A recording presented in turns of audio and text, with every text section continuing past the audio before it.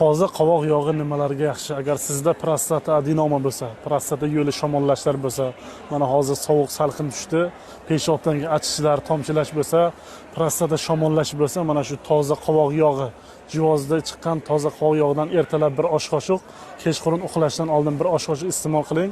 Peshobdagi yallig'lanishlar, peshobni yo'ldagi shamollashlar, qovoqni baquvvat qiladi qovoqni.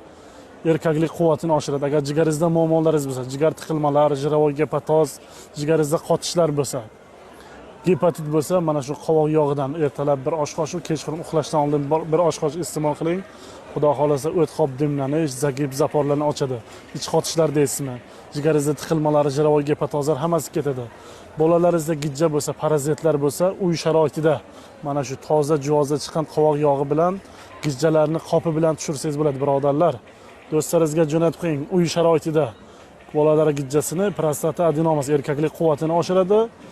Jigardagi tiqilmalar, jirovoy gepatozlarga, jigarda gepatit bo'lsa, qovoq yog'i davolaydi, xudo xolasa.